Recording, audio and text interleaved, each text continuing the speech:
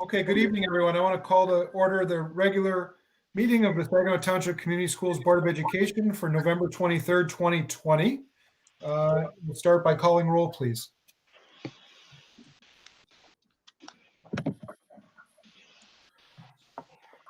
Hello, can you guys hear me? We can. Okay, I lost the feed somehow. Mike Colucci, Here. David Jaffe, Here? Jan Collison, Here. Tony Duncan, Here. Janine Coughlin, Present. Marianne Bird, Here. Eric Smith here. Okay, is there a motion to adopt our agenda? So moved. Support. Okay, any discussion? Okay, roll call, please. Eric Smith, yes. David Jaffe, Yes. Tony Duncan, Yes. Mike Colucci, Yes. Marianne Bird, Yes. Jan Collison, Yes. Janine Coughlin. Yes. Okay, next is approval of our minutes of the Committee of the Whole meeting and the special meeting, both held on November 9th of 2020, and I believe these can be taken together. I move to approve the minutes of the, November 9th meeting, special meeting, and committee of the whole meeting. Support. Any discussion? Okay, roll call, please. Jan Collison, Yes. David Jaffe, Yes? Tony Duncan, Yes. Mike Colucci, Yes, Janine Coughlin, Yes. Marianne Bird, Yes. Eric Smith, yes. Okay, treasurer's report. I move that the Saginaw Township Board of Education approve the total checks, transfers, and wires as presented in the amount of $3,794,091.68. This amount covers invoices paid from October 23, 2020 through November, if I can read this, 19, 2020, and the October 2020 payroll, related taxes, ACH transfers for benefits, ACH reimbursement payments, and sales tax. Support. Discussion? Okay, roll call, please. Tony Duncan. Yes. Mike Colucci, yes, Janine Coughlin, Yes. Marianne Bird, Yes. Eric Smith, yes. Jan Collison, Yes. David Jaffe. Yes. Okay, next on our agenda is board committee reports. Any committee reports? Mike? yeah. So for Superintendent Evaluation Committee, a couple quick updates. One is there anyone that didn't receive that from Larry Luber? Say that again, Mike. You broke up at the last second. They didn't receive what? The document from Larry Lubert at the end of last week. I received it, cannot open it. And I let him know that. He said he would check into it. Can you follow up with me tomorrow, Marianne? Yep. I also, and then the other thing is, given that we can't have an in-person meeting on the 7th of December, where I've discussed with the committee and with Mr. Martin that we will postpone that hopefully until we can meet in person. So probably for no longer than, say, a month, but for the time being, we'll postpone it. So just wanted to let everybody know we will not be having that meeting on December 7th. Okay, thank you. Mike, thanks for that update. Any other committee reports? Yes, the Saginaw Township Community Foundation, Saginaw Township Community Schools Foundation is having their first virtual meeting December 1st. It's the first one we've basically had since all of this has started. Is a link going to be, how can people get access to the link to that meeting? You know, that's a good question. We've basically always just met as a committee. It wasn't open, not that it wasn't open to the public, but we, usually met in one of the schools. Alan Kern is our president this year. I'll ask him, David, But see the- whether it's something that could be open. But the committee itself has a link between themselves, so it can. Right. Okay. Right. And it'll be basically the way this is. Okay. Perfect. Any other committee reports? Okay, now is our first opportunity for public comment. And to the moment, we have no public comments on the feedback form. So we will move into the superintendent's report, and I'll turn it over to Mr. Martin. Good evening, everyone. First up, let me talk a little bit about a COVID update. A few updates for you. First of all, the third-party commercial cleaning update. The RFP, request for proposals, was published last Tuesday in MLive and on the state bidding website where all the companies and firms have access to. So it's listed there. The tentative timeline would include bringing this to you at our December 14th board meeting for approval with a January 1st start date, should the cost come in appropriate and something the board may be interested in. So the company in the Saginaw Township neighborhood that has helped us put together the RFP has been very helpful. They are said they're certainly interested in bidding, and so the companies out there are currently putting together their bids to submit to us. So we are watching for that, and we'll be going over those once they come in. Winter athletics, as you know, the MDHHS 3-week shutdown order threw a curveball into the MHSA winter athletics, and also into the fall athletics, because at that point they shut down all of the playoffs and tournaments that were still underway. As such, playoffs and championships for girls swim, volleyball, and the football playoffs will be now conducted in late December. Some of them are right before Christmas and some are right after Christmas. That is assuming that we emerge from the MDHHS shutdown order. Winter sports may begin practicing on December 9th, which is the day after the 3-week shutdown expires. Winter sport competitions between different schools have been pushed back to at least January 4th. And then, of course, all these plans are subject to change based upon governor's direction and MDHHS orders. So I wanted you to know that that did impact athletics in a number of different ways. One of the big projects we've been working on last week and this week is the MIOSHA emergency rules, as it's called. That was announced on October 14th, and it runs through April 14th. So this is much more significant and much more comprehensive than the 3-week shutdown order from MDHHS. If you recall back on November 9th, I asked you to pass a new board policy that outlined expectations that employees need to work from home unless portions of their job require them to work on site. For instance, there may be special equipment that is unavailable at home, confidentiality of records, employee is not working at a high standard from home. There would be certain reasons, very specific reasons, that we would request certain employees to work at school and provide an exception from them. So whereas in the past, we have gone from the mindset of everyone needs to work at work on site unless there's a very good reason why you need to work from home. This is now completely the reverse of that. We assume that you will be working from home, every single employee in the district, assume you will all be working from home unless there's a very legitimate, specific reason why you need to come into the office or into the building. So as the MDHHS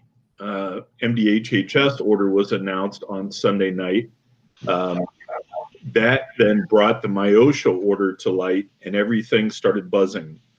Troon Law Firm got involved, MASB, the Superintendent's Association, everyone kind of kicked into high gear on this.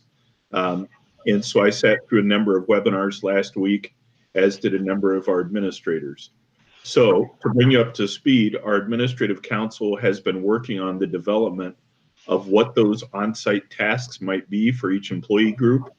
That is called a feasibility study.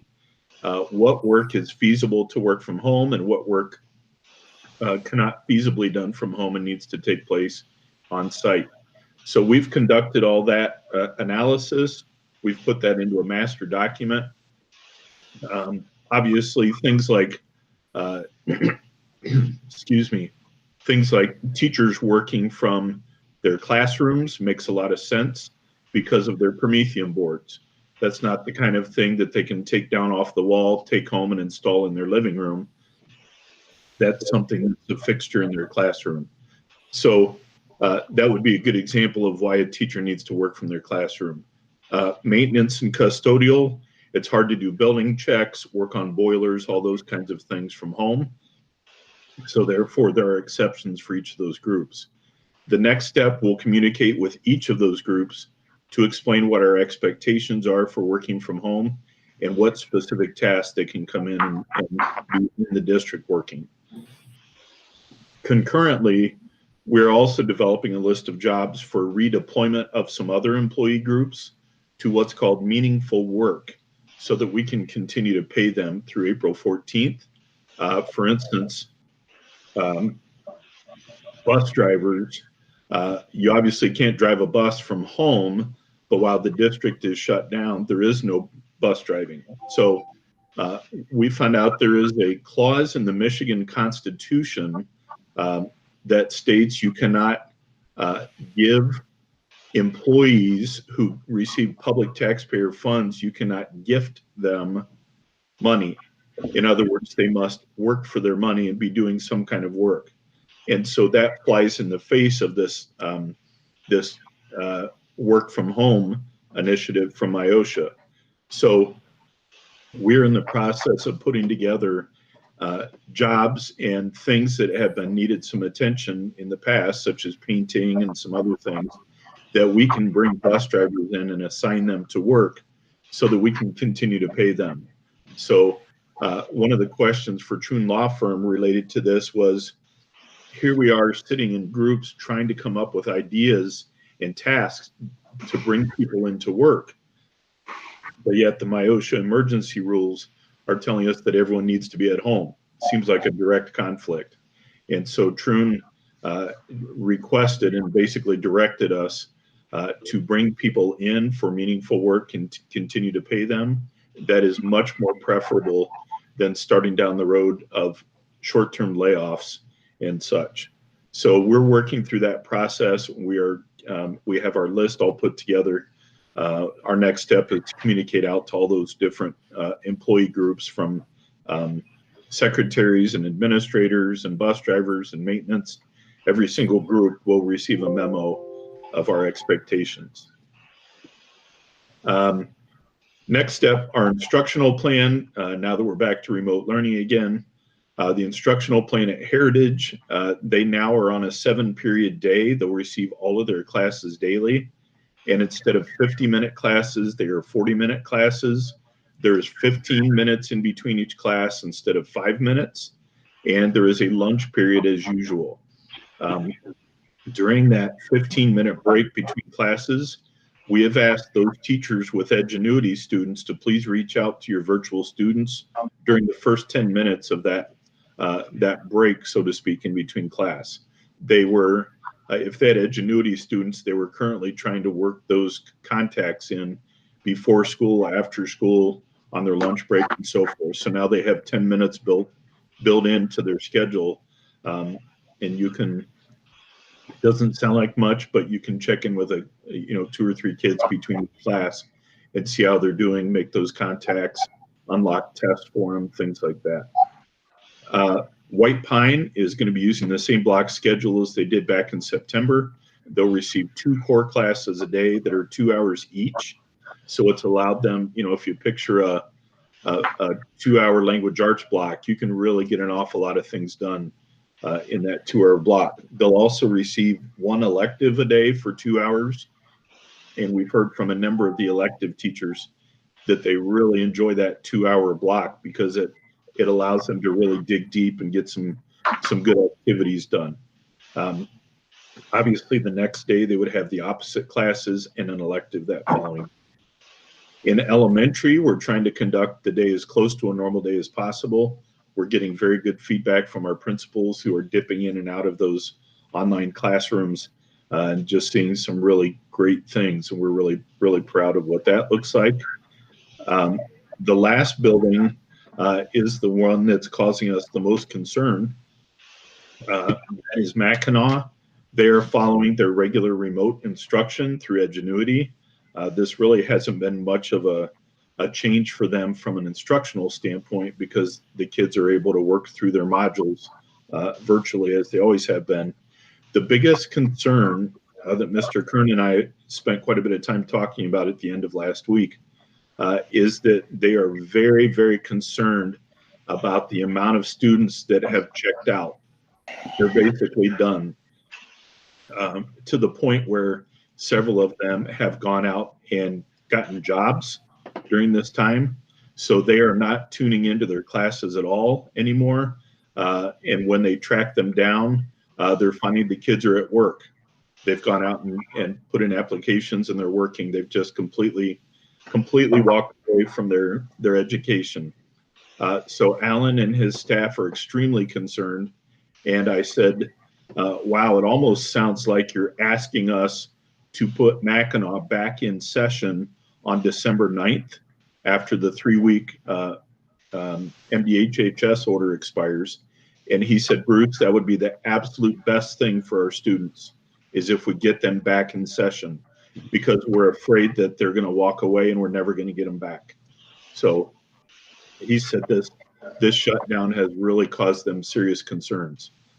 So I wanted to make the board aware of that.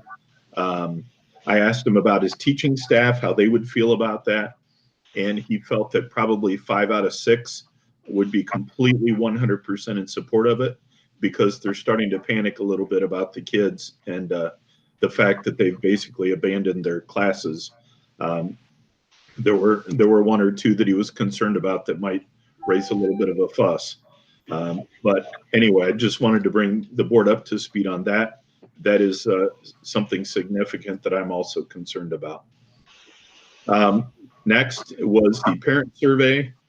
We sent out a parent survey a couple of weeks ago to gauge the adjustments that we had done to our learning plan to see what kind of feedback we could get if we were on the right track or not. The survey is now closed. We closed that off for responses. We received 2,734 responses. So we felt like that was a pretty good number. Let me rattle off just a few of the data pieces from that. First of all, our elementary face-to-face parents. So these are the ones whose kids are in class every day at school. 84% of them felt their child's academic needs were being met. 87% of those families felt like they have enough structure and expectations from their teacher to be successful. So we got really good feedback from the elementary families whose kids are in class. Of the elementary families whose kids are virtual and are doing the Lincoln Learning Program, 77% of those families felt their child's social emotional needs were being met, which was very important to us. We know they're getting their instruction from Lincoln Learning, but we wanted to make sure our teachers and our people were still connecting with those kids to make them continue to feel a part of Saginaw Township schools and to make sure the kids were in a good spot emotionally. 77% of those families felt like we were doing a good job with that. Of those virtual parents, 68% of those families felt the amount and difficulty of homework was reasonable from Lincoln Learning. So again, a nice strong majority there. Of our secondary face-to-face parents, these are middle school, high school, and Mackinac families whose kids are in class at school. 78% of those families felt that our COVID safety measures were effective. So they were pleased that the protocols and things that we had put into place to protect their kids from COVID. 61% of those same families felt the academic rigor of the at-home day was noticeably increased lately. If you remember, we went from September's remote learning, which had honestly had an intentional focus on social emotional learning and on the technology tools so that kids would be ready in case we ever had to pivot to remote instruction. Then we went into our hybrid plan and we increased the academic rigor some more. Just as we were getting into that, Jamie ran some professional development sessions, and the focus on that was then increasing the rigor, the academic rigor, especially of that day at home. So when they were in class with us, they were getting normal instruction. That day at home, we wanted to make sure it wasn't a vacation day.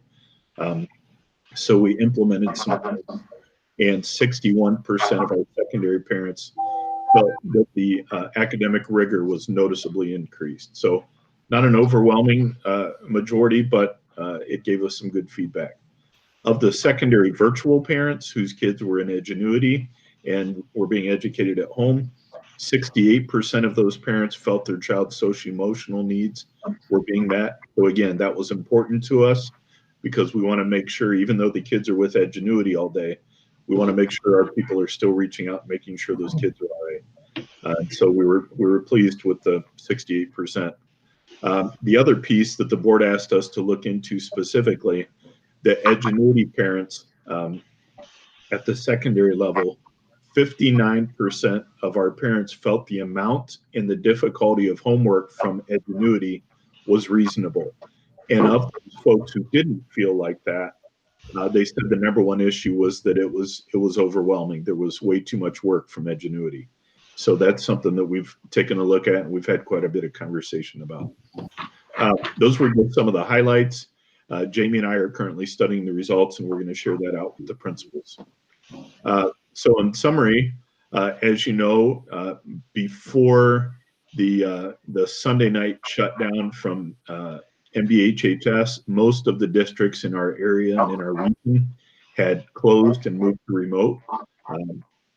I believe at this point, Hemlock may be the only one that was still in session. Then we got the Sunday night order, and we're watching very closely to see if that MDHHS 3-week order ends up getting extended to early January, which is the pulse on the street and out of Lansing is telling us that's probably going to get extended until after the holidays. But we're ready. Our kids are ready. We prepared for this all through September. And we feel like our kids have been able to pivot and our staff's been able to pivot pretty quickly and didn't miss a beat. So that's my report for the month. I'm open for any questions or comments. Sorry to drag on with some of those statistics, but I just kind of wanted to give you a flavor there. So I'll entertain whatever thoughts you have. Hey, Bruce, this is Eric.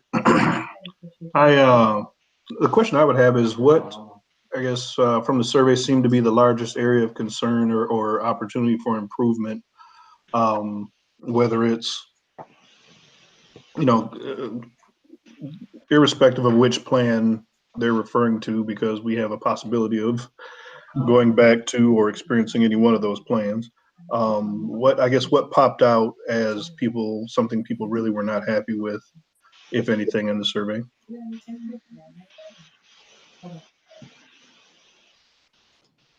Probably, I don't know if Jamie has any comments here, but probably some of the things that had more of a close, it was a little bit closer, was the face-to-face, the secondary face-to-face families whose kids were in class every day. It was a little bit closer there in the percentages didn't really notice much of an increase in academic rigor. Again, that one was about 60% felt it was noticeable and 40% felt it was not as noticeable. Again, those were kids that were in class every day. Did they notice an increase in academic rigor in the off day, the at-home day? So that one, we didn't have any of them that were upside down negative, but that one was probably the closest. A lot of the responses dealt with the online, both the Lincoln Learning Online and the Edgenuity Online. One of the concerns was that it seemed to be pretty difficult. Kids felt like they were getting a lot of homework. It was harder to stay engaged. It was somebody teaching on the virtual program that they didn't know, they didn't have a personal connection with, like their teachers in school. So those were a couple of things that probably were as closest to 50-50 as anything else. Thank you. Marianne, I see you had a question? Yeah, it was along the same line of what some of the concerns were, and I'm wondering, what about staff, their thoughts? And I'm wondering about the families that were told to remove their children or perhaps homeschool. Are they being given a chance to participate once again? I think we had a couple people come to the board meeting that expressed concerns about being told that they could, that the deadline had passed and that Lincoln was no longer taking children. And I'm wondering now, has that changed, and are they now able to return to our district? That's a good point. I know one of the families, I signed a release letter for them to go to another district. The other ones, I did not hear back from as to what their plans were at the time. Jamie and I sent them some resources on some online programs that were not affiliated with Saginaw Township. And I did not hear back from them whether they withdrew their kids or not. We were very open and honest with them that Lincoln Learning has told us that they will be reopening their registration, their enrollment in January to get prepared for second semester. And so we made sure that we have those folks on a list. We're going to be reaching out to them to make sure that they know that's there and whether they want to take advantage of that or not. As of today, now that we've returned to remote instruction with our classroom teachers, I'm assuming they're engaged back in with their classrooms that they've been engaged with since September. But I did not call the principals or check the attendance records since we've come back to see if they're online with their classrooms. I'm assuming they are, because that was the parents' number one desire all along, was that they stay with their classroom teacher and work from home. And did we do any staff surveying? We have not done staff survey related to this. We've been getting all our feedback either through the principals or through their direct emails and phone calls. And I know Jamie went around and met with a number of staff in the last week or so to get their feedback, but we haven't done a formal survey instrument in probably a month and a half.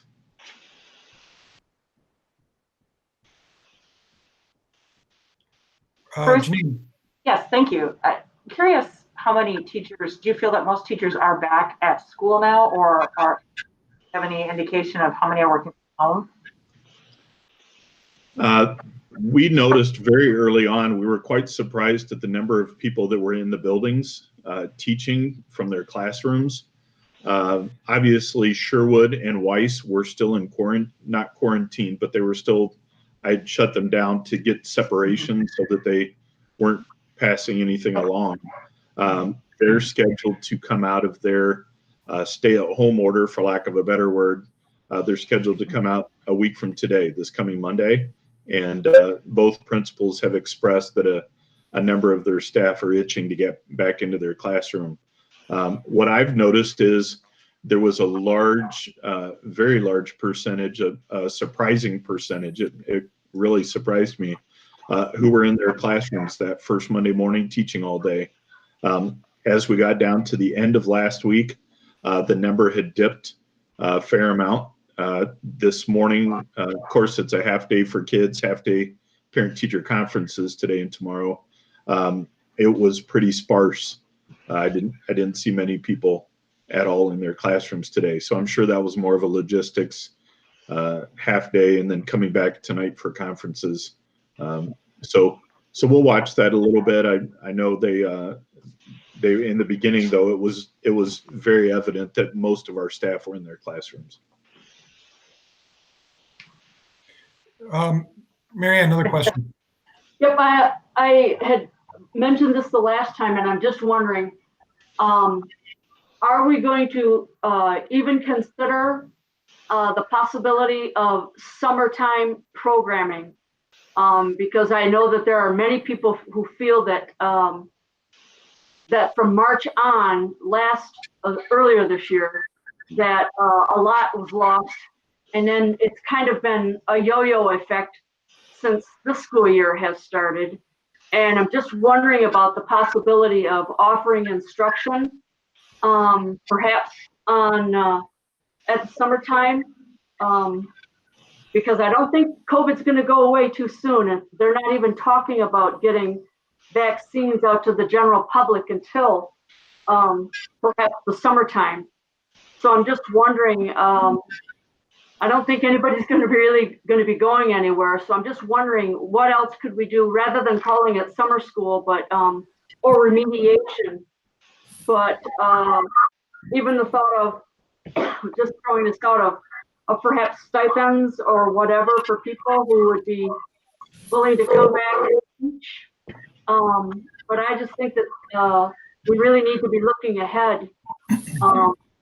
So that students don't get farther behind and that they have those opportunities to do something. So I just think that that's really important that we, look at the possibility of doing something in the summer. So several different thoughts there. That's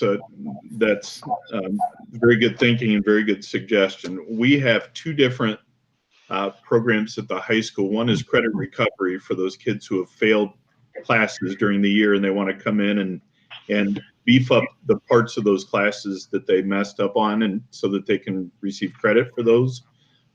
We normally run those in June. Typically in July, then we offer summer school, maybe late June, maybe summer school for kids that want to work ahead and get credits, and a lot of those are highly motivated kids that want to continue to push it and pick up a number of extra credits.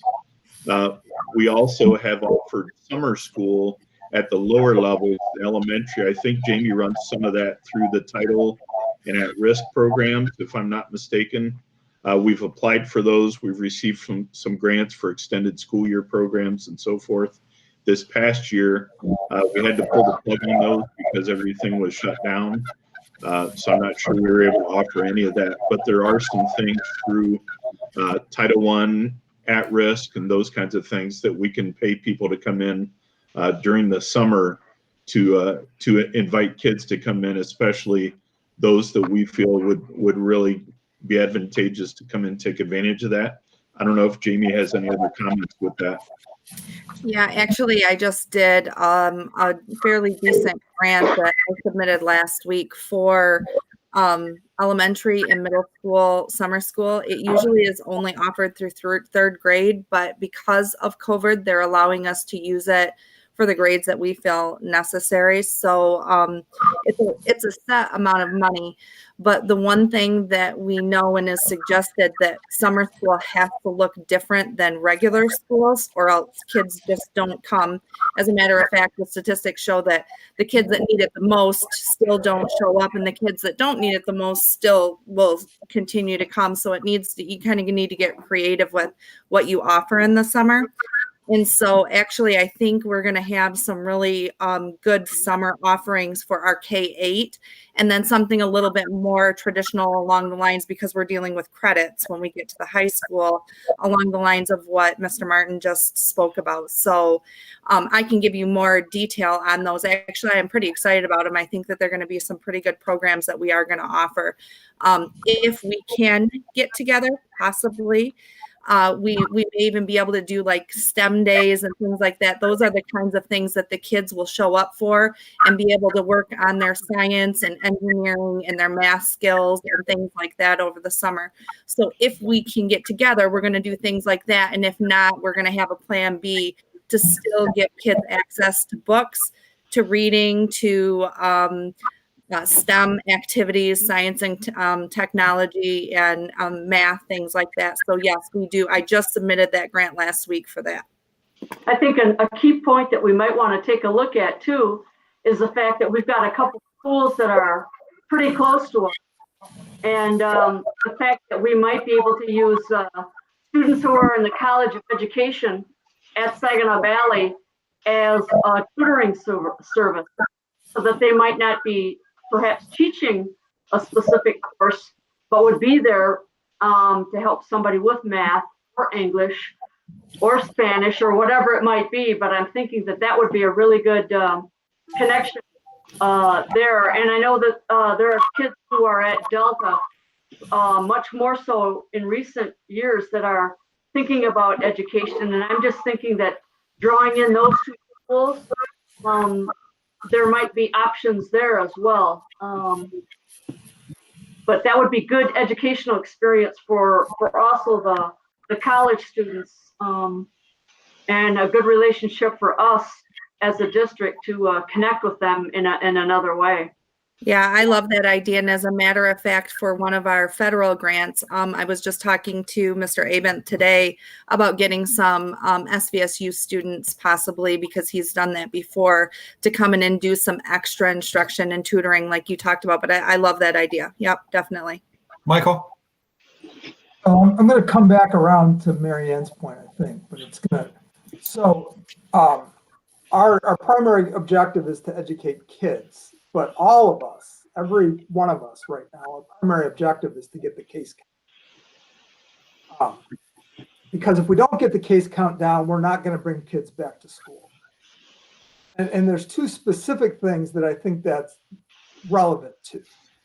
One of which is I'm concerned about this idea that we would have students back practicing athletics in our buildings as of December 9th, when we don't have students in school. The other is, and I realize the complexity of it, the idea that we're bringing people into the school buildings that wouldn't normally be there, because we can pretty much assume that, you know, a significant fraction of the population is positive for COVID. We cannot assume that people are not positive.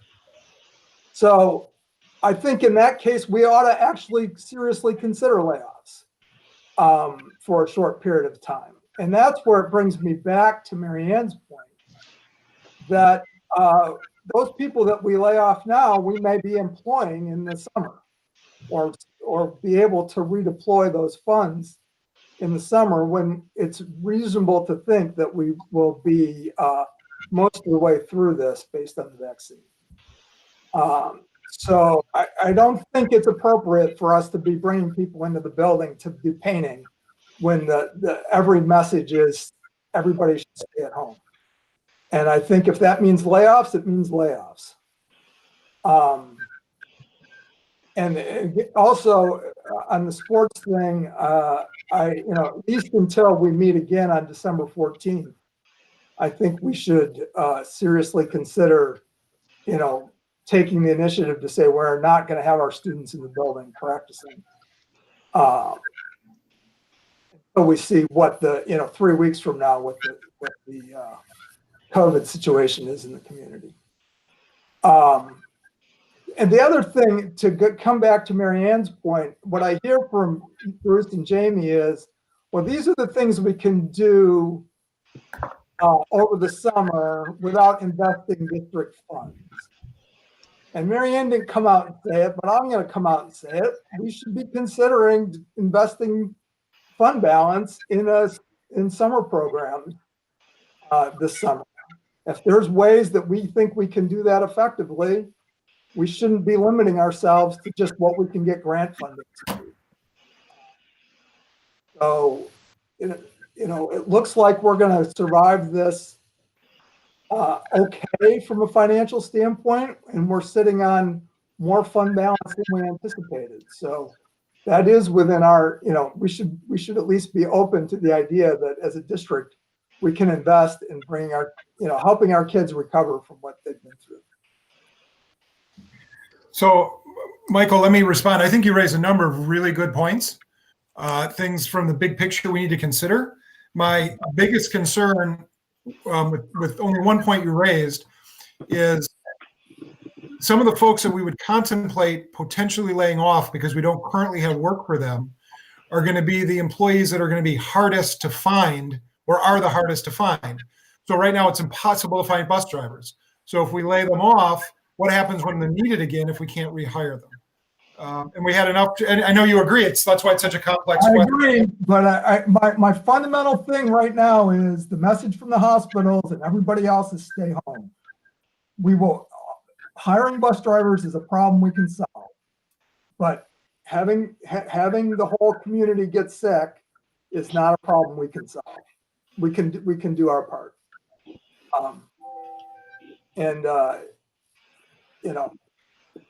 All of those things are things we can recover from. And as so I knew, 3 weeks ago we were going to end up here, and we have. And if we keep pretending that just going on and doing life as normal, it's not going to get better. Eric, did you have a comment? Did I see? No. Okay. I have a question, but not on this topic. So Go ahead. By the way, if Jim Mitchell's on the line, we may have lost Mary Ann and Janine. So maybe Jim, if you could, if you're on the line, just send a text to them, giving them the call-in number or something so they can get back on. I think we may have lost them. No, David, Mary Ann, and I are here. Oh, you're just on the phone now? Okay.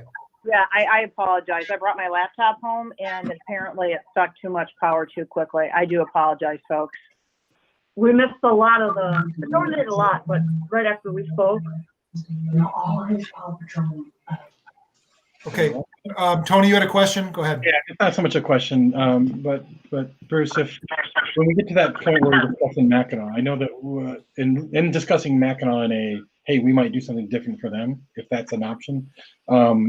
We've done a lot of discussions about social distancing in the classroom and teacher to student ratios kind of globally. I'd very much want to be educated a little bit more on Mackinac because I don't want to take that mentality around our inability to social distance in Heritage, let's say, and assume that's the same at Mackinac. So if there is uniquenesses about Mackinac, I want to make sure that we know that. Yeah, that's a great point. One of the things Alan and I talked about was our greater confidence in keeping the kids safe at Mackinac. They have approximately 12 kids in each classroom, and the teacher rotates between the classroom rather than having the kids get up and move and intermix to head to their next class. So those 12 kids stay in that room all day. The teacher rotates. Alan said it hasn't been a problem whatsoever for the social distancing because those are relatively large classrooms with relatively few kids in them. And he said they've seen hardly anything there in regards to COVID transmission or concerns. But again, that's an excellent point. Of all of our schools, it's easiest to manage there than it is anywhere else. And if I could just mention the other point that I found very interesting, I'm working through my evaluation process with all of our administrators on the administrative council. It's been some pretty interesting conversations as I try to pick their brains and dig deep into what they're thinking, what they're seeing, what they're believing. One of the most interesting things to come out of those conversations that I found out early on from one of them, so I've been asking the question through all the rest of them, is, are there any kinds of comparisons they're noticing between their kids in September, October, and their kids from the past 4, 5, 6 September, Octobers? And one of the fascinating things I've learned is that the math, if you line up the 2020 fall math scores with the 1918, 17, 16, 15, the math scores are significantly lower, which seems normal and makes a whole lot of sense. The reading scores are dead exact on the same as the last 5, 6 years. So that brings up 100 questions, and that's the point of good data. It should ask more questions than it answers, and that's been very fascinating. They said the principals are and I haven't asked every single one of them yet, but the majority of them, they said if you line those charts and graphs up the last several years, they are almost identical, and that's been a huge point of interest for the staff and wondering why that is and what that is. But they said the math is significantly different than that. So just thought the board might find that interesting as we process all of it. Other questions or comments for Bruce?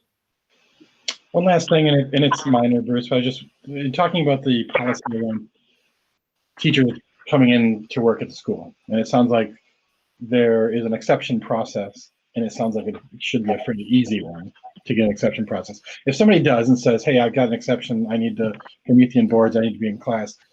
At that point, is the expectation that the teacher can choose between, days in which they would like to work from home and days they like to be in school?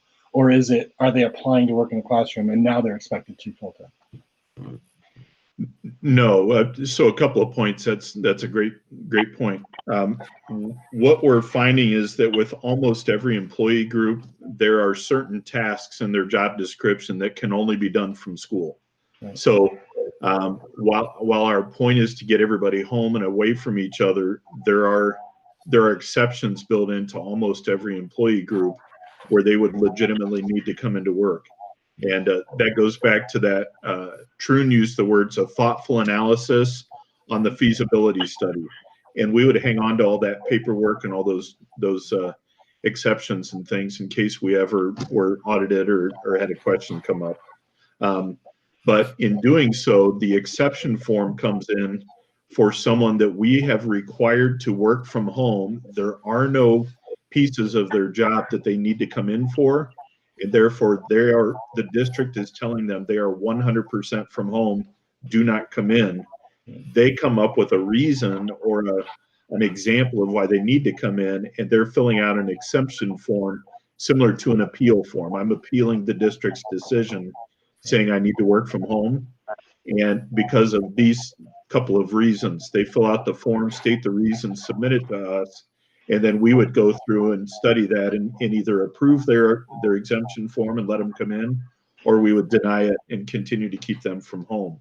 But in those situations, if we had somebody like that, we would handle those on a case-by-case basis because each of those tends to be pretty unique. So it would not be I would not want to paint ourselves into a corner with an all or nothing standpoint.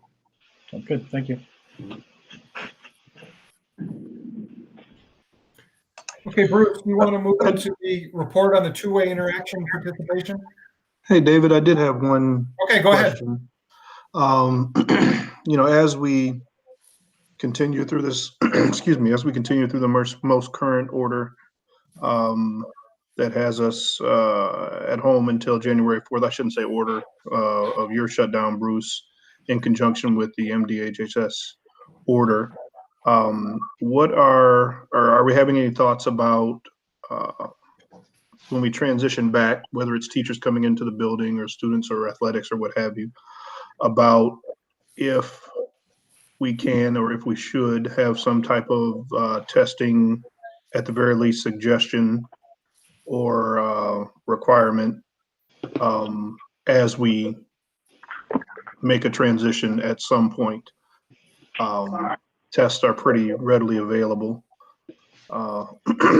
and in most cases cost nothing, at least not directly to the consumer. But just wondering if we've had any conversations about that, or if we're thinking about anything along those lines.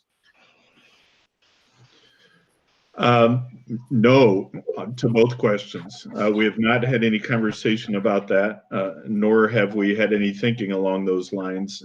I think there's been so much inconsistency with the testing process that it's been hard to nail down. That's where, quite frankly, that's where we spend a majority of our time each day, is trying to track all of this and trace and our biggest frustration, as you know, for instance, I tested on a Tuesday, I was negative, tested on a Wednesday, the very next day, and found out on Saturday, 5 days later, that I was positive. So those days in between, I was positive. I was obviously carrying something, but I was trying to be extra careful because I didn't know what my test results would be or not. So to have them be negative today and come back to work tomorrow, as I keep hearing from a lot of the experts out there, they're finding the testing is in some ways providing a false sense of security. And people are using that as license to go, that's been the biggest concern about Thanksgiving this week, is that people are running out to get tested and then heading off to grandma and grandpa's. That's a very good point. We haven't talked about that or considered that. Let me get with the team and do some processing to see what that might look like. As we've shared at this point, we are closed by the governor through the 8th, and folks could come back to work on the 9th. My original move to remote gave employees the option to work from home or from school. And so conceivably, you could look at December 9th with teachers who choose to could conceivably come back to work and teach from their classrooms again. So unless the MDHHS extends this in any way. But no, we haven't talked testing at all. That's a good point. I've made some notes about that so that we can have some conversation. Yeah, I think you're right. There's a lot of confusing information about tests right now. I suspect maybe by second semester, we'll have a more coherent guidelines coming out that might be helpful. Any other questions or comments before we move into the two-way interaction report? Okay, you're still on, Bruce. All right. This piece is our monthly check-in on our learning plan. The board needs to every month take a look at two things. First of all, I need to report out our two-way interaction percentages for the district, and they are listed there in your board report. The week of October 19th to the 22nd across the entire district, we were able to meaningfully interact with 95% of our kids about their learning. Again, this can't be, hey, how you doing? I'm fine, thanks. It needs to be substantial related to their learning. The next week was 96, the next week was 96, and the next week, this past week, was 95.2. So we're still hanging in there. We've increased those numbers a little bit. We still have between 4 and 5% of the kids that we have had trouble connecting with. That we're trying. We're emails, texts, phones. A couple of instances, we've had Andy Carlson hop in the car with an administrator and head to the house just to do a welfare check and make sure that our kids are okay. We have all of the Wi-Fi hotspots. We have all the Chromebooks. Everything's here and has been here for a little bit. So that should pretty well eliminate most of the excuses why somebody can't be engaged in their learning. Like I said, the one piece that is really concerning is that Mackinac piece where kids are kind of checking out. But as far as our staff, they're working extremely hard making sure they're connecting with these kids about their learning. The second piece that we have to do each month is take a look at our extended learning plan to make sure that we are on the right track, or do we need to make any changes. You'll see a new form in your packet. This is a form that was sent out from the state. Finally, after we were asking them for some sort of a template of what this is supposed to look like, we finally received a template.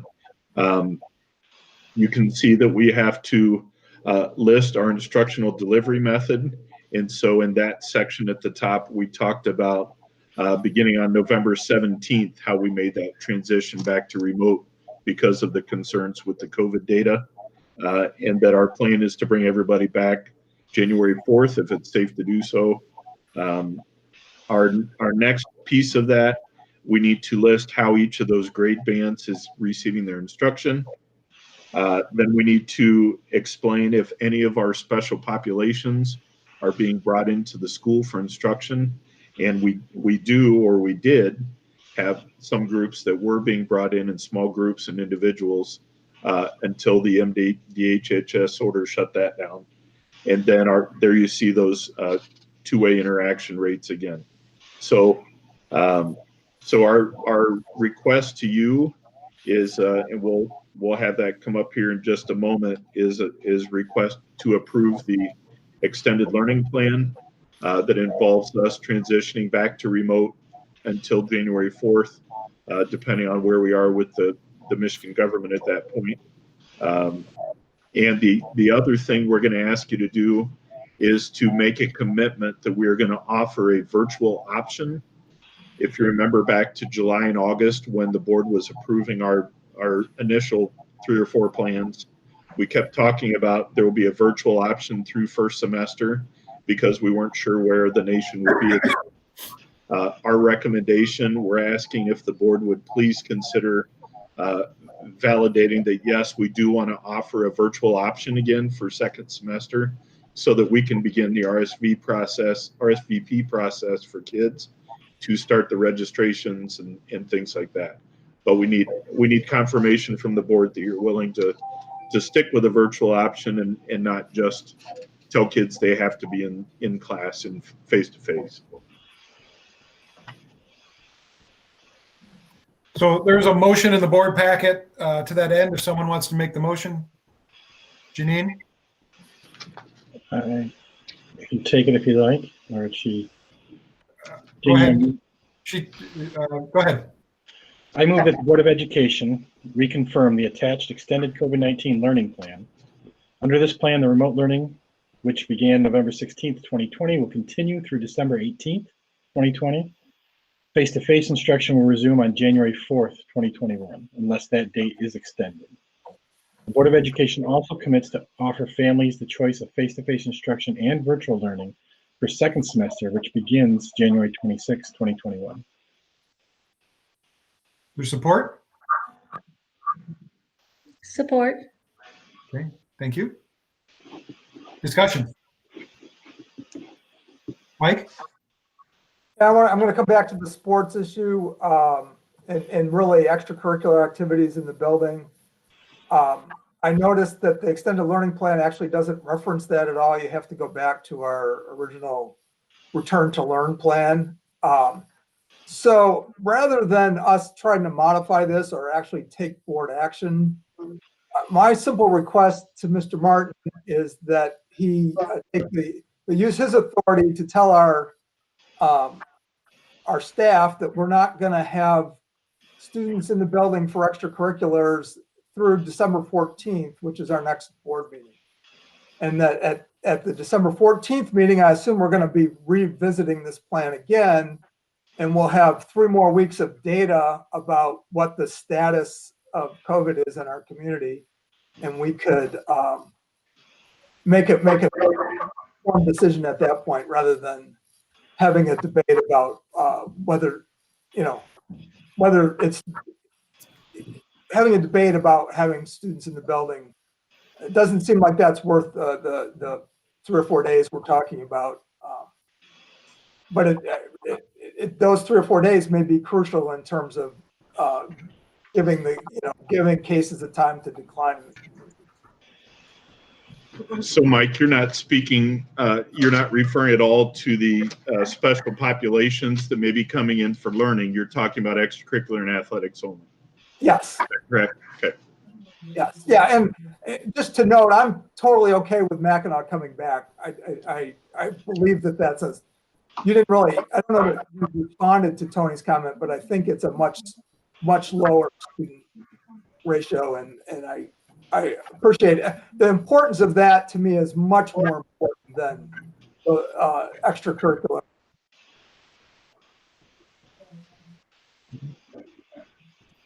So, other discussion.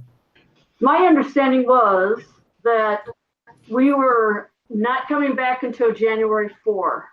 Correct? Is that correct? For in-person classes. So we make it, will that mean another decision again? Or we're gonna move forward with that? Whatever. Well, we'll have to decide in December whether that's the right thing to do or not, based on where we are in December. But my concern is that there's an exception right now because we're saying we're following MHSAA guidelines for sports to come back before that. And I don't think that's appropriate. And I would like to see our district take the action to say that we're not going to have those students in the building, at least until our next board meeting when we can revisit whether it's appropriate or not. I just think that this is just a yo-yo back and forth. I don't know how families are coping with this. And I understand that, it's a pandemic, but we're going to vote again. And so we vote again in January?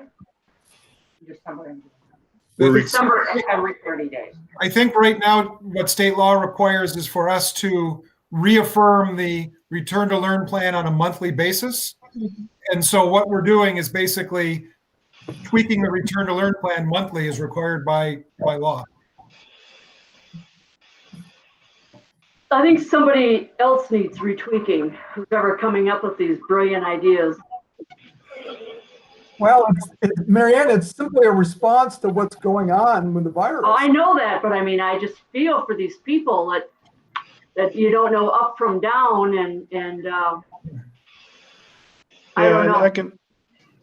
I understand that it's a hardship of sorts to certain families, and it is up and down. But it's like I said, it's in response to what's going on, and also in response to our duty to educate kids as best we can, which everyone agrees is in person.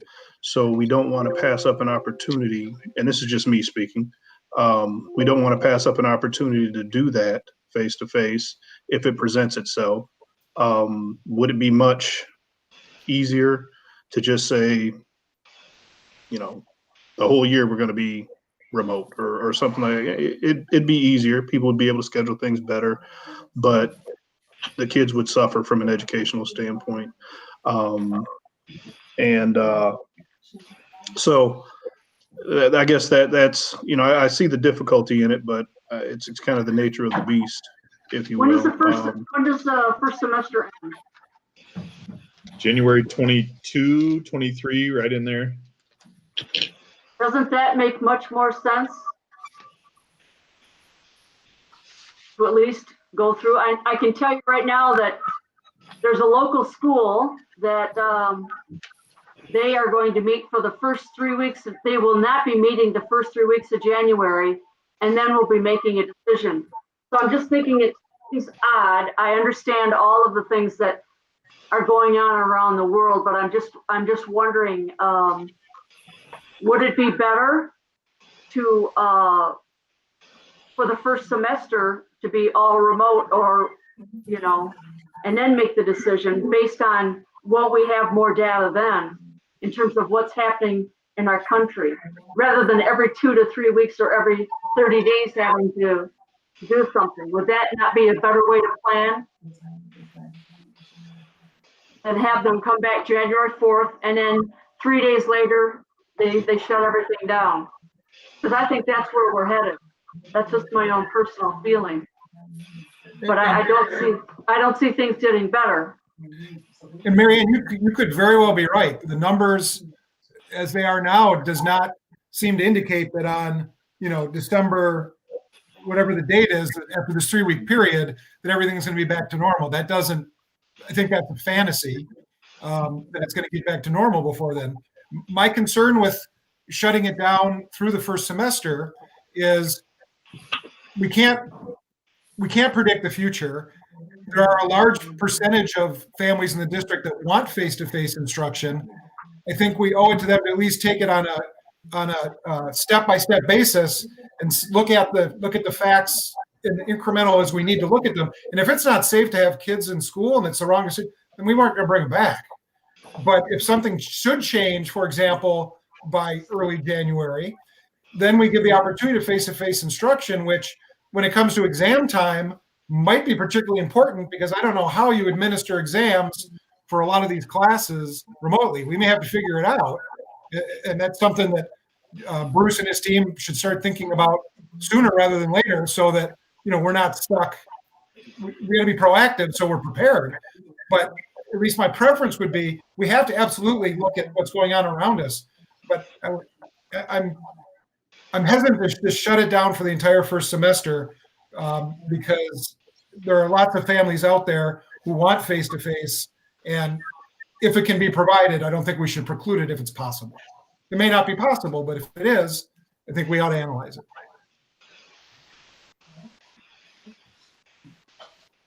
Other comments?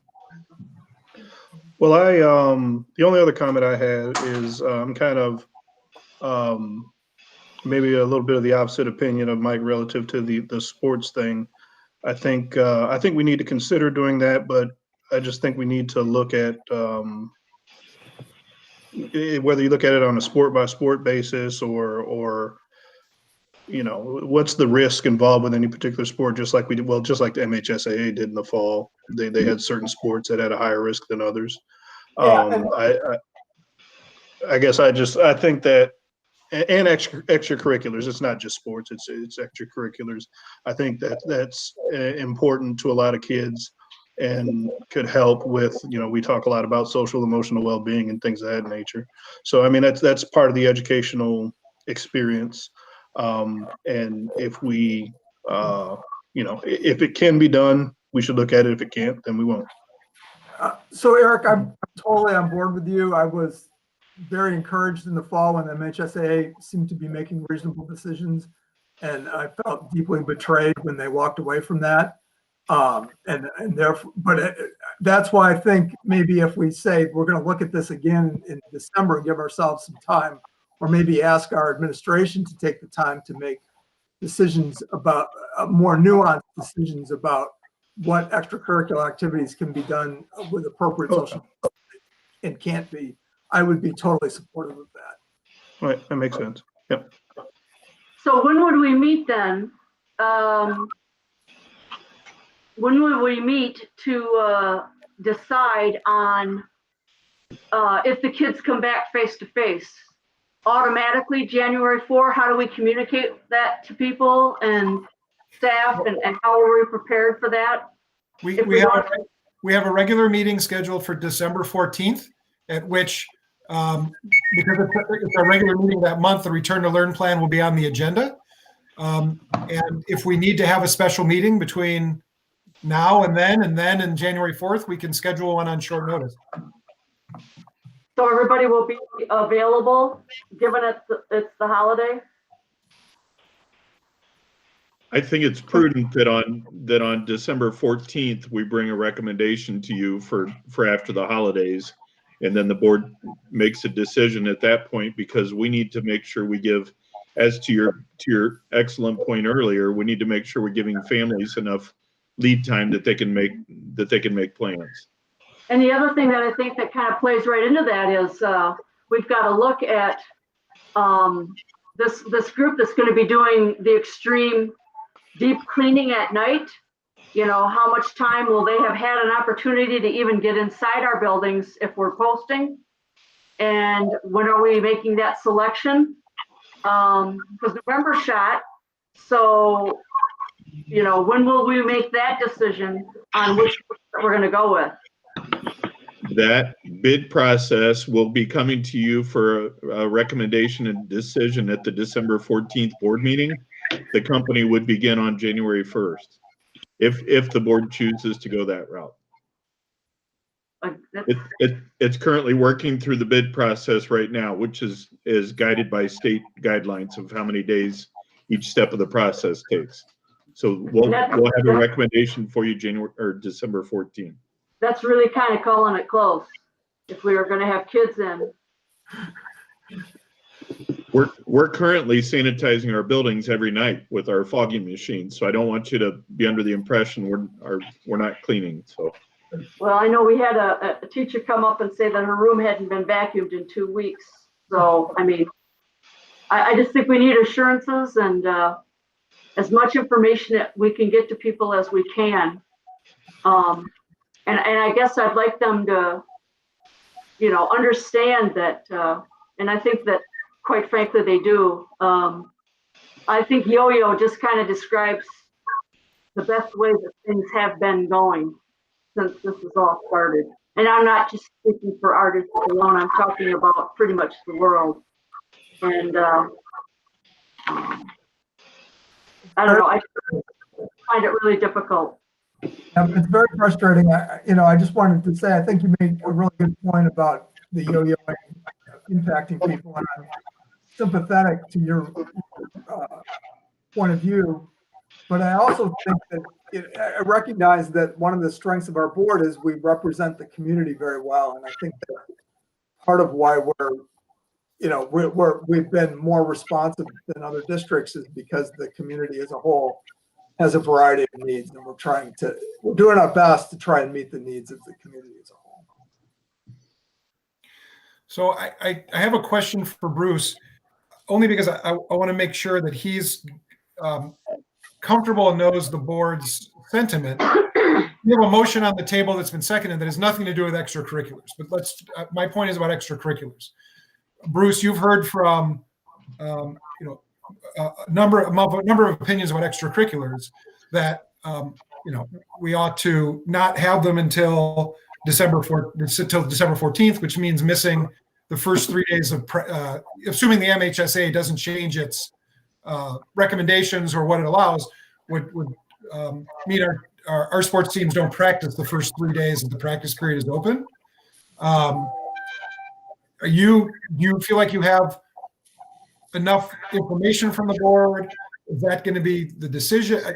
I don't know at what point this is an administrative decision, whether it falls within the boards. I don't know quite where we're at with that. Well, in my opinion, it's a management decision based on feedback from the board. And so far, I've heard from 2 board members in their opinions on this, one of whom is supportive of moving forward with extracurriculars, and one who is very concerned about that. So, I've taken that in and I've made notes, and if anyone else has an opinion on those, that would be helpful. But the MHSAA stepped in a couple of weeks ago and pulled back on their recommendations and pushed things till after the holidays, competition-wise. So that was a deviation from their original standpoint. They also pushed pause on their fall tournaments and tried to push those back to figure out a time when they can do that. Those are now wrapped around both sides of Christmas. So they have been after full steam ahead, no changes. They have tweaked some things, I think probably due to pressure from school districts who have shared concerns with that. We also, as you know, have the Saginaw Valley League that's been meeting every week along the way, and has shared some significant concerns about starting before the holidays with anything, and wanting to push some of that back till after the holidays, even the beginning of practices.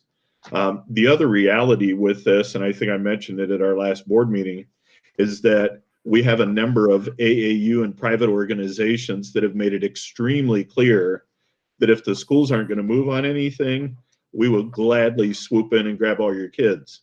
At that point, we're running organizations and folks are running basketball leagues and wrestling clubs and things that, frankly, I have a whole lot more faith in our schools to operate those in a safe way than I do some of the private organizations. So that's something that we need to keep in the back of our minds, that I totally understand the safety standpoint. Otherwise, we wouldn't have closed the district. I also think we need to be very careful. If we push this out too far, our kids are going to get frustrated and take off and head for the private groups. And now it's a Wild West scenario, in my opinion. So, but I'm certainly interested in hearing from more board members to see what your thoughts are. Well, you take a look at the NFL, take a look at the NBA, and take a look at golf. We usually have the Masters in April, I believe, and it was just played within the last couple weeks.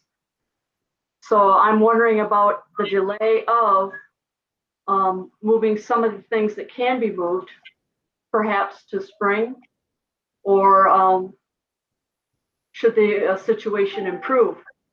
I mean, every day there's another professional athletes and coaches who are positive. And that seems to make all of the headlines, but I'm just wondering, rather than not have anything, what about the possibility of delaying? I don't know whether that would be popular or not, probably not. But. Well, at one point, the MHSAA was talking about delaying fall sports and actually extending the sports seasons into the summer so that fall, winter, and spring could all be played, but all be later. One of the, we can't make the unilateral decision to play in the spring because there'd be no one to play with. So that's a tough one. Yeah. But it's what, as you point out, it's what a lot of professional sports, even college leagues, have delayed the start or made accommodations. My hope is that the MHSAA isn't so rigid that they say, we're going to start on, December 9th at all costs, just because we can. I think that's a mistake, and my hope is that they're very flexible. They look at what's going on in the state and say, totally inappropriate to start December 9th. Let's aim for maybe January 4th or whatever, kind of like the return to learn plan. Let's push this out if it needs to be pushed out rather than being rigid about it.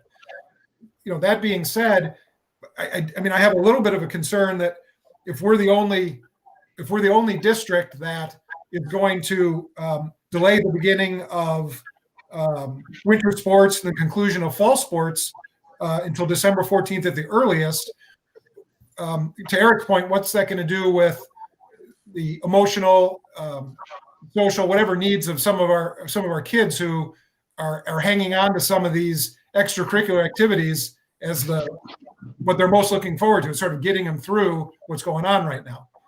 There's no right answer, but I'm just trying to express my thoughts so that, just like I hope you all do, so Bruce can get a sentiment of how everyone feels, and then, as he said, make the best decision.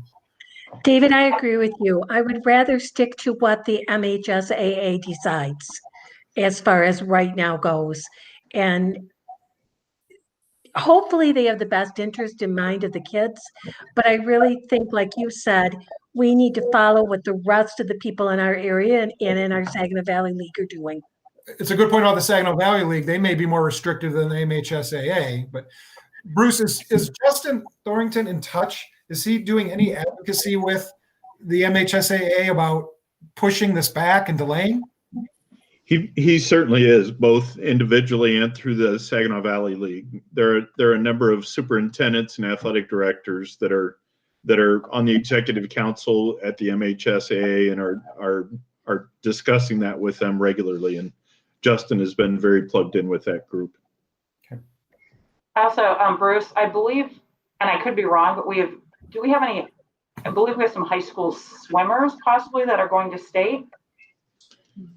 And then if we have a bit of a delay, not being in the pool, again, never had swimmers, in our family, but that's a big deal.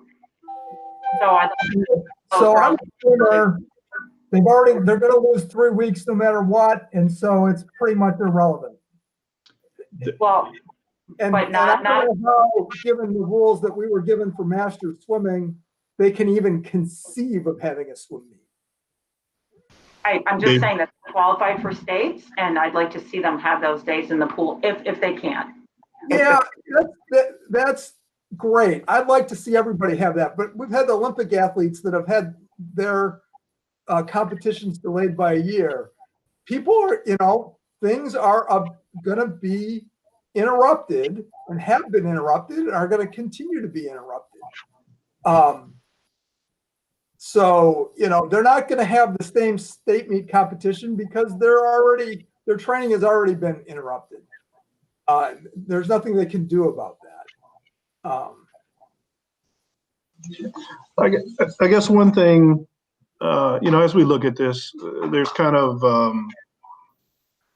I guess the question is who makes the decision and who do we want to move with when that decision is made? To I think David's point, if we move unilaterally, just STCS, and no one else moves the way we move, then the question is, who would we play? If we're in lockstep, so we can do that. We can be in lockstep with the SVL. Did I say that right? The SVL. I know on the middle school level, the basketball season was the whole league, and I can't remember what that league is called on the middle school level, but all the schools agreed to move basketball back to, I think, sometime in January at the earliest. It was So all the that- sports, actually, Eric. All All the the middle sports, school okay. sports in the SVL have been moved till after Christmas. Okay, on the middle Right. school level. Okay. Yeah. So that was a situation where, I'm assuming the athletic directors got together and decided as a unit to do that. Or we can move as the MHSAA moves. I trust the MHSAA more than, let's say, the NCAA, because there's a lot less money involved. It's sad to say, but, to me, it comes down to who makes the decision and who do we move with when that decision is made. My personal opinion is, at the very least, we need to move in conference. So as the SVL goes, I think we should go. Obviously, Justin would be part of that decision, but that kind of keeps us in lockstep. It's easier from a messaging standpoint if something is delayed and the whole league delays it. It's much easier from an optics standpoint and a communication standpoint. And the other consideration is obviously just kind of let the MHSAA, follow their lead or follow what they're doing. Certainly they would set the least amount, or they would set the floor, if you will, for what we would do. And then we could choose to do more than that if we wanted to. So those are just kind of things to think about as we go through this and determine, what we're going to do. And to Janine's point, in the case of those swimmers, if we as Heritage tell the swimmers, you can't get in the pool, or you're going to lose this time, or what have you, or you're not going to get a chance to go to states at all, it's a much easier pill to swallow if that decision is made as a league than it is if we make it as a district. So.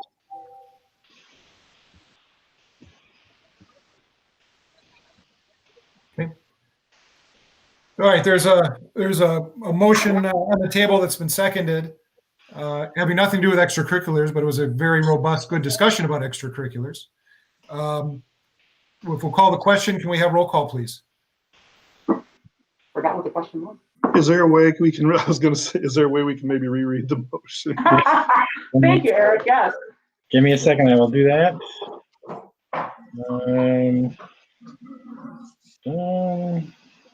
25%. Sorry, just pulled through anything. All right, I recommend, so this is the recommendation. I move that the Board of Education reconfirm the attached extended COVID-19 learning plan. Under this plan, the remote learning, which began November 16th, will continue through December 18th, 2020. Face-to-face instructions will resume on January 4th, 2021, unless that date is extended. The Board of Education also commits to offer families the choice of face-to-face instructions and virtual learning for second semester, which begins January 26th. Okay. So that's already been seconded, so should I go ahead and ready for the roll call? I think that's appropriate now. Okay. Mary Ann Bird, No. Janine Coughlin, Yes. Mike Calucci, Yes.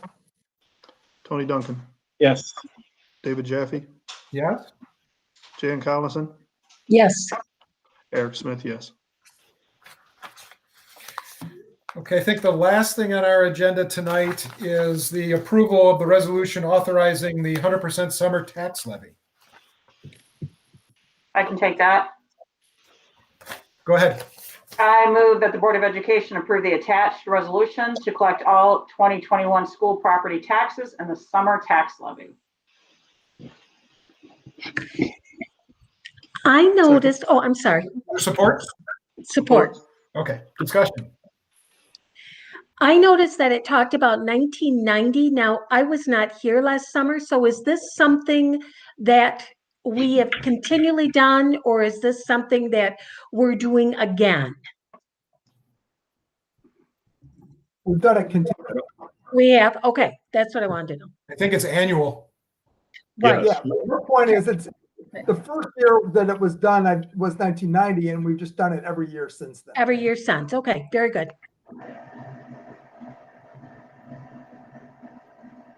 Okay, any other discussion? Okay, roll call, please. Tony Duncan, Yes. David Jaffe, Yes? Jan Collison, Yes. Eric Smith, yes. Mary Ann Bird, Yes. Janine Coughlin, Yes. Mike Calucci.